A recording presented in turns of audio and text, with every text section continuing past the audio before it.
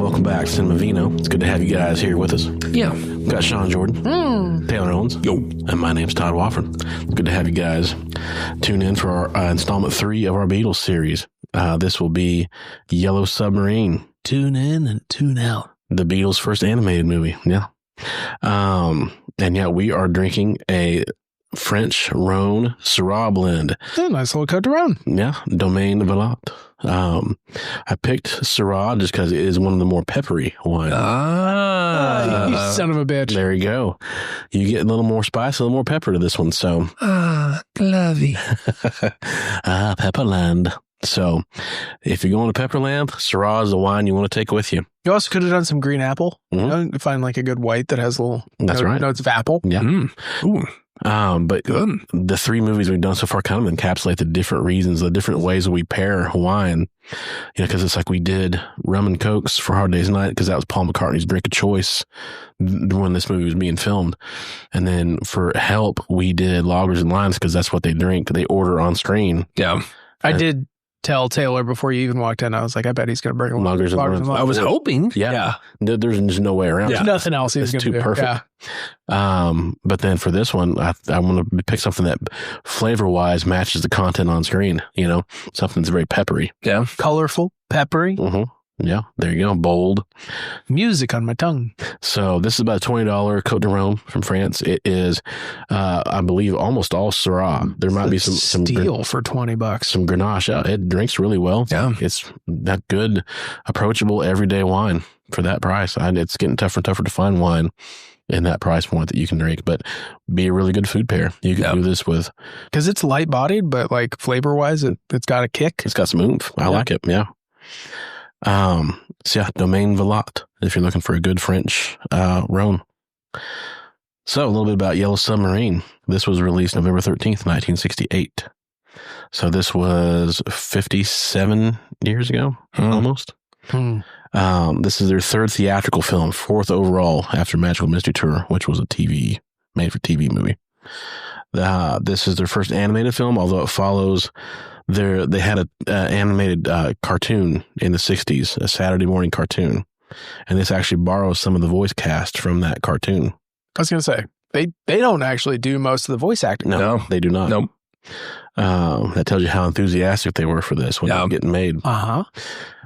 This has a budget. I did a lot of research on this because Wikipedia listed the budget at $250K. That did not seem correct. It's low. So I went and did some looking up, and this actually supposedly had a budget of about $1.5 million, which was quite a bit for an animated movie of that time. I mean, yeah, $250K for what it was seemed low. And the way that they did the animation for this was all by hand. This was all painted by frame. And multi-layered, hand-painted frames of, I don't know what version did you guys watch? Did you rent it? Did you watch it on Plex or Tubi or?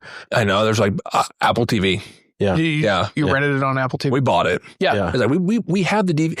I'm so lazy, but because I love the Beatles, I have this on DVD and VHS, and I still bought it on Apple TV. The reason I ask is because at the end, the remastered version, there's a little log line that says like this was all hand painted frames. We couldn't digitally remaster this. We had to go back and scan in everything frame by frame. Yeah.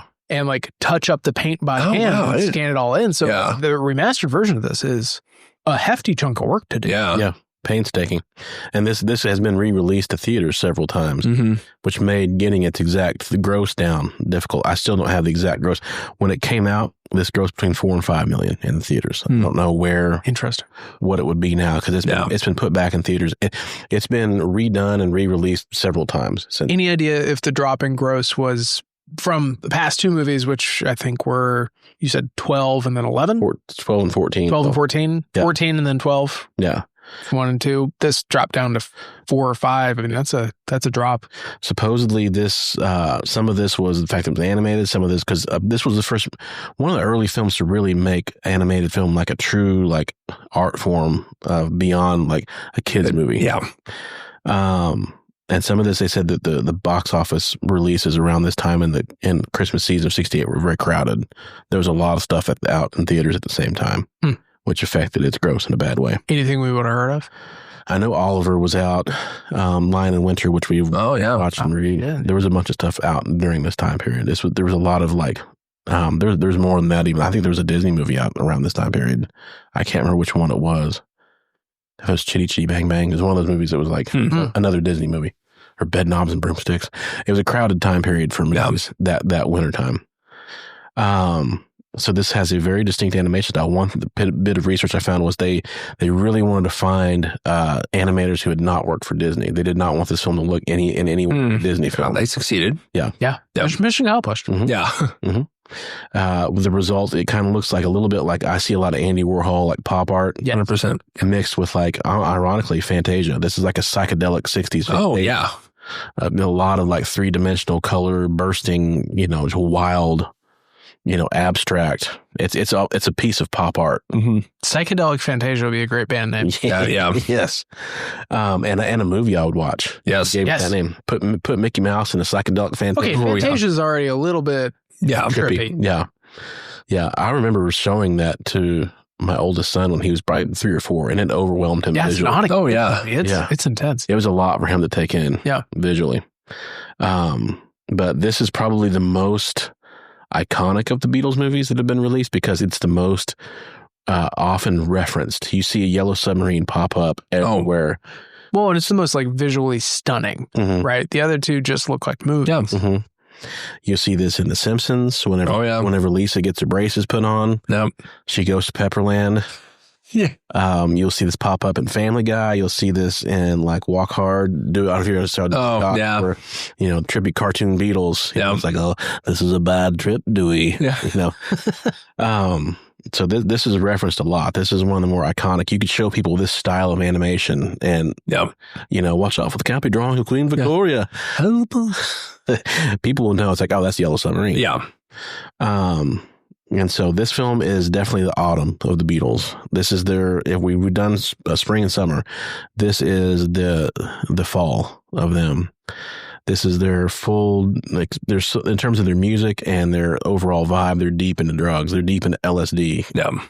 Deep into psychedelic, mind-altering drugs. And the music reflects that. I was going to say, musically, there's a big shift in tone. Like, it goes from, like, a 4-piece band that's doing four-piece band stuff to a lot more composition. Yeah. Composing and having a lot of, like, stringed instruments and sitars with George and you hear everything from mellotrons and all sorts of assorted like dobros and Indian instruments and stuff mixed in.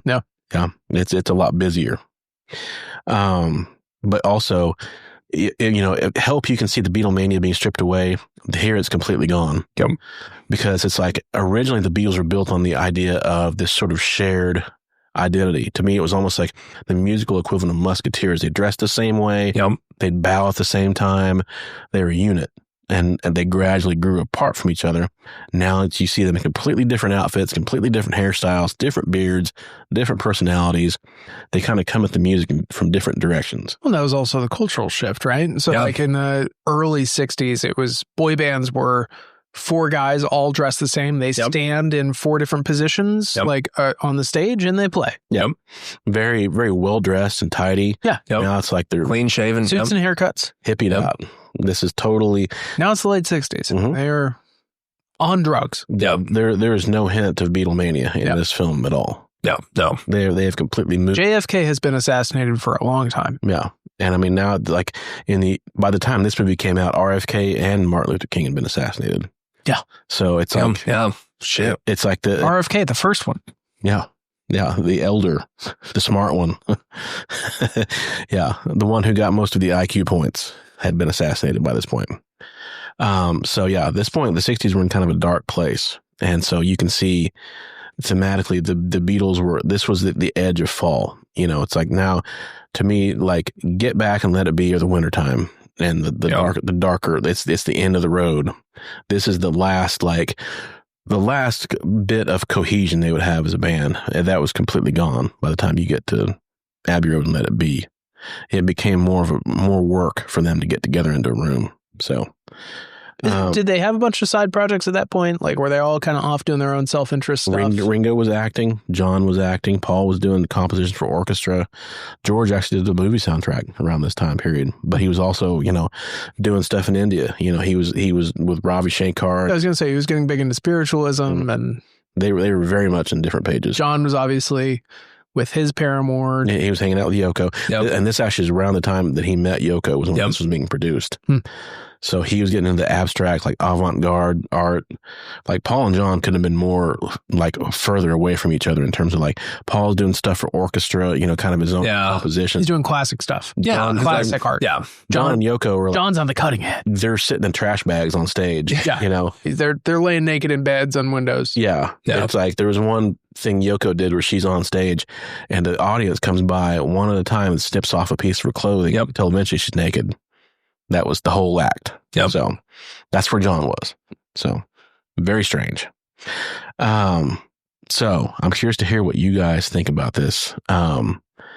So obviously I'm biased. I tend to give these movies these are the movies of my youth. Sean, I want to start with you. What did you think of this? I liked it more than A Hard Day's Night, and liked it less than Help. I think I'd probably give this about a 6. Mm-hmm. I enjoy it. I saw it when I was a kid. I mean, I didn't appreciate it as much as a kid. I mean, the music really comes into play a lot, but you kind of appreciate the art style more.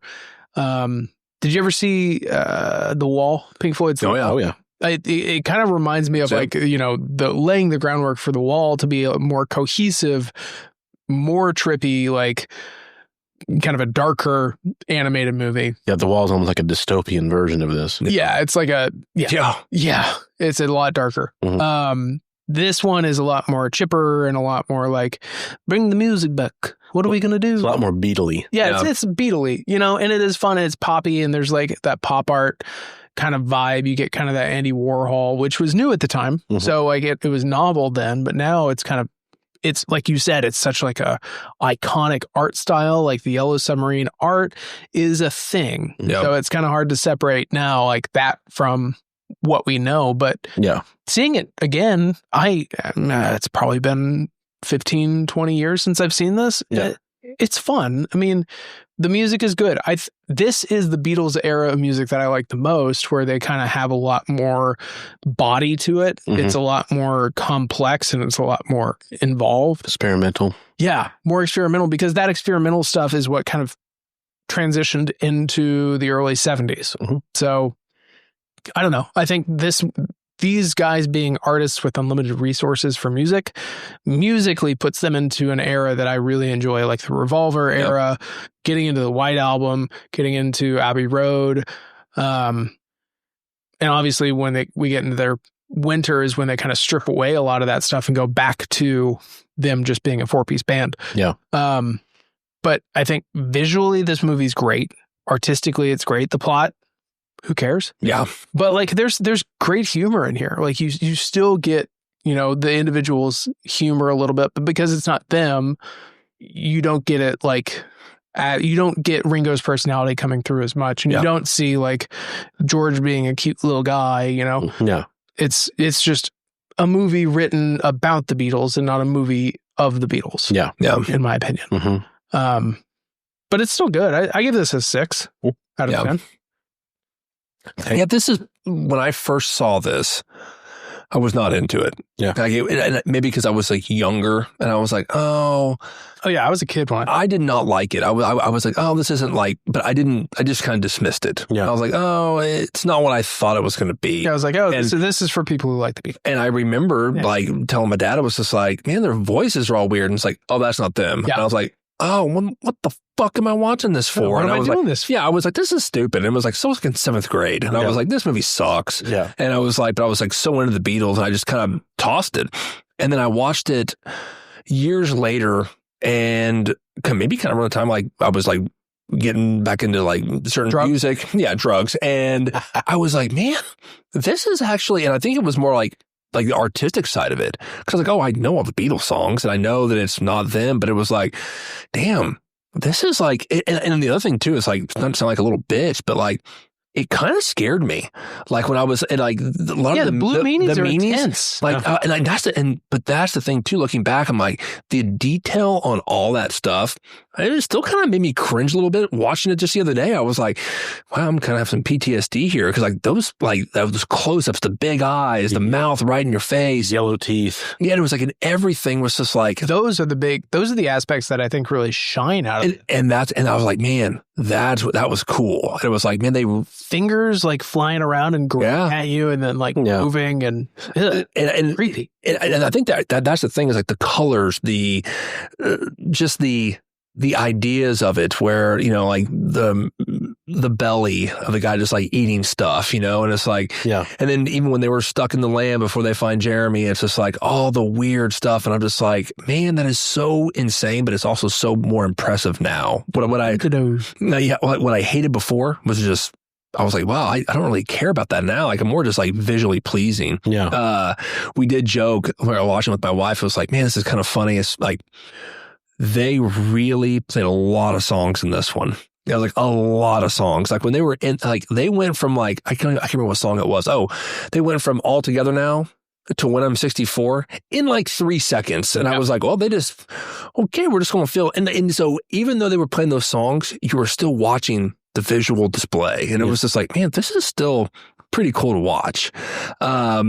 Well, it's also more natural when you're in an animated movie to transition into a music video piece of it than when you're in like a movie and it's like, all right, stop what we're doing. We're going to sing now. Yeah, exactly. Yeah. It's like, okay, no, the submarine is like traveling and then boom, in a line. Yeah. And I think that's where I liked it more I appreciate it so much more now because of that, where I'm like, man, this was like a really kind of, I mean, and again, I don't know a lot of movies from, 68, but it was like, this had to have been somewhat, I hate the word groundbreaking, but like, ahead of its time. Yeah, ahead of its time. And it was like, and even watching it now, I'm like, damn, this is like impressive. Yeah. And I think I have more appreciated it now than ever.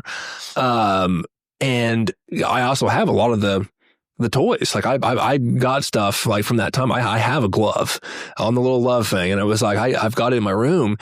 And I for some reason now I am just more appreciative and I actually would give it a higher score now than I ever did before. Like when I first watched it, I'm like, oh, this is like a 5. It's like, I mean, if I was looking at my, 13-year-old self and be like, oh, this is stupid. And I was like, this. Yeah, as a kid, you don't appreciate No, I was like, yeah, but now I'm just like, man, screw the music. Like, this is just like, this is something that like I would imagine you could take all the music out. And if you were just walking into an art show and this was playing on as a loop, you could just stare at it. You would just stare at it and be like, holy shit, that's really impressive, without any sound or anything. Yeah. And so that's kind of how I felt about this one, and like, honestly, not knowing the Beatles were technically not in it. I told Todd before we started, like, I kind of forgot they were in it at the very end. Yeah. I had to look it up and it was like, oh yeah, they just did that to fill a contractual obligation. They were just trying to be like, hey, we're done. 3 films. That was our contract. We're out. So their contract was just that they would be in the movie. Yeah. And so this, like that last, like, 2-minute stinger that they do at the end. Yeah, that was them just being like, oh, hey, we're the Beatles. Yeah. We're in this movie. Oh, we got the blue meanies. Yeah, it's a blue meanies. And like, it to me, and it made me laugh so hard because I was like, I totally forgot about it. And I'm like, oh, this is kind of like an FU. Yeah. It was just like, it's like they did this whole thing. They weren't really a part of it at all. And then they just come in the last 2 minutes and John says 2 words only because he's just looking out at it. It's just like, John didn't even say anything. Yeah. And I was like, wow. So the Beatles were at that point now where they were like before they probably were like, yes. Yeah. We'll do whatever, Well, they had a manager who was probably just like, you're going to do this. Okay. And they were like, okay. And they're like, you know what? We're not doing this shit anymore. Yeah. And I was like, you get us for, 10 minutes. They're older. Yeah. They have some autonomy. They realize that they can say no to stuff. Yeah. And it was like, and I was just like, man, that is so crazy that like you were saying, like you could see this transition of like, now they're just like, no, we do what we want. And I was like, no, we are the Beatles. Like we can do it. So anyway, the long story short of it all is, this film, I really, really want to give it a 10. Because I feel like on the Beatles scale, it's a 10 just like, because it's a Beatles and it's visually pleasing. On a Beatles scale, though, I still think this is like a 9 compared to what like the other ones we're going to review. as a movie in a whole, this one I can actually separate, and I'd be like, okay, this is still probably an 8.5. Yeah. And it was like, this is still like 8.5, 9.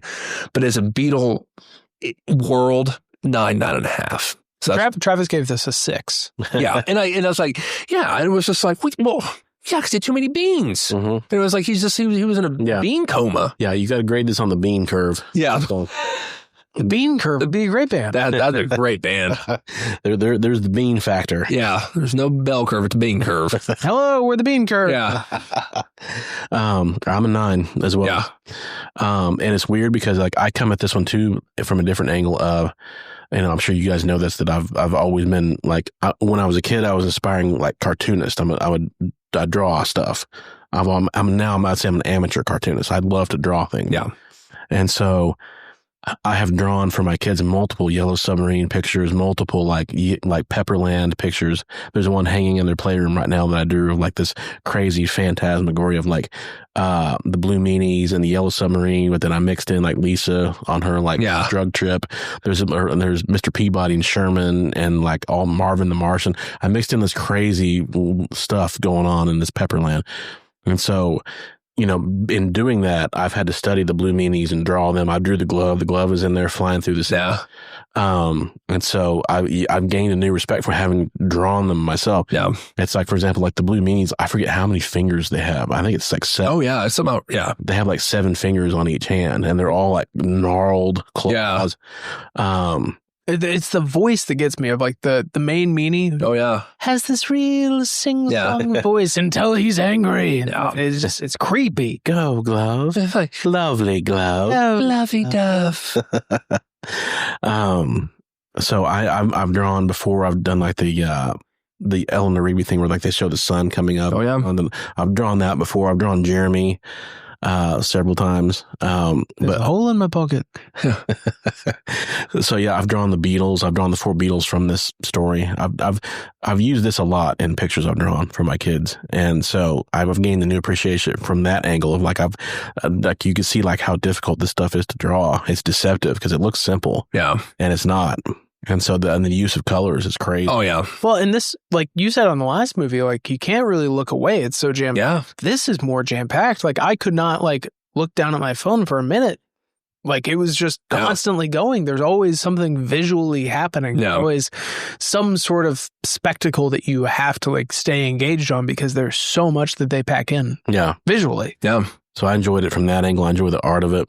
I like the wordplay. I like the puns. I know. Yeah, they're still, And Jeremy was always a great one. Yeah. Yeah. The rhymes. Yeah. But yeah, I mean, I enjoyed pretty much everything about this movie. Musically, this obviously hits the peak Beatles period of like, you get that Eleanor Rigby, Lucy in the Sky with Diamonds, Nowhere Man. I mean, just one great song after another. Yeah. The new Beatles songs they added is probably their least inspired stuff that they ever did. They were not enthusiastic about having to contribute new songs. They were contractually obligated to perform new songs. So they dusted off stuff that they had performed for other albums that didn't make the cut. Like, for example, George's Only a Northern Song. Yeah. He had recorded that for around their Penny Lane time period, around Sgt. Pepper. Which song? Only a Northern Song. It's one of the more psychedelic bits in the middle of the movie. And so it had been sitting on the shelf. They got that one down all together now. They got that one down. Hey Bulldog. John, I was going to say that's the one I knew of. Hey Bulldog was fun. I like Hey Bulldog. John came up with that pretty much on the spot while they were like in the studio recording. I want to say Lady Madonna. He pretty much started improvising that song, and they built a jam around it. Yeah, and that's one of the like heavier like rock theme like songs. Mm-hmm. It's a good song, but yeah, when they finished it, he literally said that'll do for the movie. That's fine. Yeah, that shows you what he thought of it. Yeah, that's good enough. I enjoy George's "It's All Too Much" that plays before the end credits. Yeah, I like that kind of. It's kind of like a Jimi Hendrix type rock number. Yeah, it has a little bit of that fuzz guitar. But yeah, it's like, but all together now, it's Paul at his most like earworm, Wings. That's Wings before Wings came along. Yeah.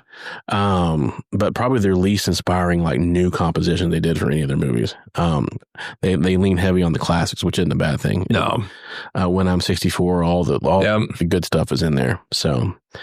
But yeah, the animation is incredible. I don't think necessarily the Beatles not doing their own voices is a debit, because everybody that's ever done voice acting in a cartoon, I remember Tom Hanks even saying that he's exhausted after doing Sheriff Woody, as anything he's ever done. Well, and again, like if you think about that, it was like, I was so butthurt when I was like, what? I'm not even watching a real Beatles movie. But like thinking about that, like if they're already like, we're exhausted, we're tired, you want to go into a studio like this and be like, read these lines. And then if you flub, you're like, do it again, right, rewind, record. And it's just like, I'm sure they'd be like, screw this, we're out. Fuck off. Yeah. Hire some professionals. Because this was the peak of their fuck off time period. Yeah. Well, and that may have contributed to why it didn't gross as much as it didn't have the actual Beatles voices. Yeah. But they all came to admire this afterwards, like years later, that they all were impressed with it. Yeah. John, the most cynical of the group, was like, he said this turned out really good. And thought that this is, that the kids, he said at that time, like his son, Sean, loved it. All his friends love it. So it's endured the most.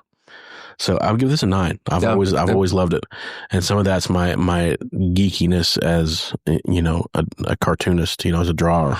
I mean, it is a visual display. It is for sure. Yeah, especially knowing that this is hand drawn. Oh yeah, that's that's amazing. You admire this so much more as art than as a movie. Yeah. And it elevated the animation art form for that reason. It's like, this isn't just like a Disney kids thing, Yeah. It's like this. Adults can watch movies with animations too. Like you said, this could be these animations could be taken seriously at like a museum gallery. You could watch this and analyze the art of it. And, And not only the visuals of it, but like you said, the puns, like the whole experience. Well, and when you said the puns, the first one I know, I knew them all, but it was like the one that really caught me off guard. I had to rewind it. So because obviously I'm old, so I'll listen to or have subtitles on there. And it's when they're trying to find George. Oh, what day is it? And it's like Sitter Day. It's and I was like, wait, what the fuck? And I was like, what? Is it? And I was like, did that just say Saturday? And it was like, well, son of a bitch. One that I had never noticed before. No. Never noticed. Or it's like, what are you guys doing? Displaying? Yeah. Displaying what? Displaying around? Displaying, yeah. Just dad jokes. Oh, I know. And I was like, more like dad. I was like, yeah, this is, they're really falling into this one. And so it's like, now that I've grown up and become a dad, there's no way I can not love it. Oh, yeah. It's like you get some audible chuckles out of me. Mm-hmm. Yeah.